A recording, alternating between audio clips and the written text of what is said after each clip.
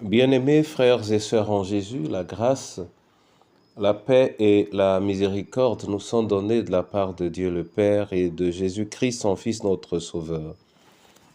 Amen. Pour notre méditation de ce jour, nous allons lire dans le premier livre de Samuel, au chapitre 16, le verset 7. Mais avant la lecture, nous chantons « Seigneur, attire mon cœur à toi » dans Chant de victoire, c'est le 325. Seigneur, attire mon cœur à toi, je te désire tout près de moi. Ma délivrance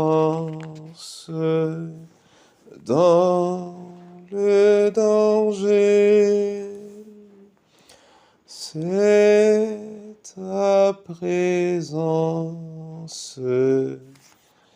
divin berger.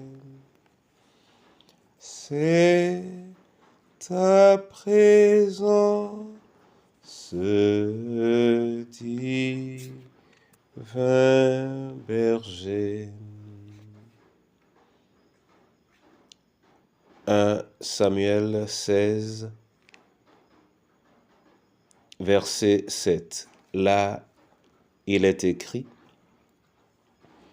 Et l'Éternel dit à Samuel: Ne prends point garde à son apparence et à la hauteur de sa taille, car je l'ai rejeté.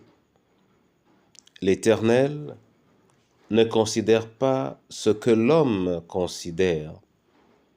L'homme regarde à ce qui frappe les yeux, mais l'Éternel regarde au cœur. Amen. Bien-aimés frères et sœurs en Jésus, l'homme regarde à ce qui frappe les yeux, mais l'Éternel regarde au cœur. Voilà le capitule de notre passage de ce jour, le verset, la portion de verset qui nous intéresse. Cette réponse ou cette réaction, Dieu la prend à la suite de l'attitude de Samuel le prophète, qui voulut alors choisir le frère aîné de David comme roi. Lorsque l'on dit le cœur de l'homme qui préoccupe le Seigneur, on fait allusion à un point sensible identitaire, au point qui marque la sincérité ou la vérité de l'être, la profondeur, l'intégrité et même l'entièreté. Le cœur est la région de la vérité. L'homme se limite à regarder les yeux ou à regarder à ce qui frappe ses yeux.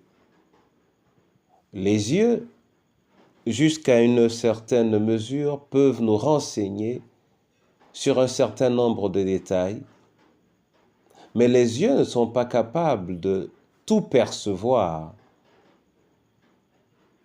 La vérité de l'homme ne se trouve pas dans son extérieur, mais dans son intérieur.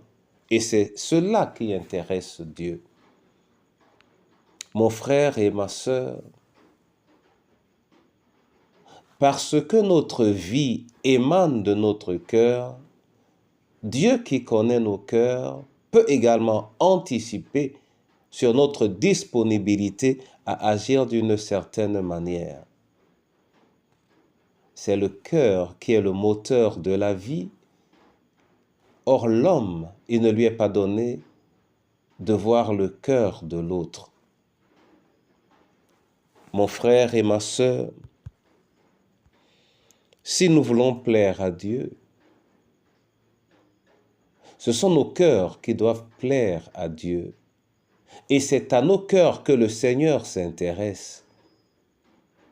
Ceci veut dire que nous ne pouvons manifestement servir Dieu que lorsque nos cœurs s'y adonnent. Et plusieurs références dans la Bible nous l'indiquent. Dans le chant de l'amour, 1 Corinthiens 13, l'on parle d'aimer. Aimer qui réside dans le cœur au-delà de tout ce qui peut se voir. De la même manière, le Seigneur Jésus, lorsqu'il parlait de nos erreurs et de nos fautes, il nous renvoyait alors à notre cœur lorsqu'il disait « Il a été dit de ne pas commettre l'adultère, mais celui qui regarde avec convoitise a déjà commis l'adultère. » Mon frère et ma sœur, ramenons nos cœurs à Dieu, car ce sont nos cœurs qui nous sauvent. Préservons nos cœurs, car ils sont nos vies. Faisons attention à ces cœurs, car ce sont ces cœurs qui intéressent le Seigneur. Amen. Père, nous te disons merci pour ta parole. Ouvre-nous à ta présence et apprends-nous à laisser nos cœurs être influencés par toi. Nous te prions ainsi pour les veufs et les orphelins. Nous te prions également pour nos cercles familiaux. Nous te prions pour ton Église. Apprends-nous à laisser vivre nos cœurs par ce qui vient de toi, afin que nous marchions dans la vie véritable, pour la gloire de ton nom, en toutes circonstances, en Jésus-Christ notre Sauveur. Amen.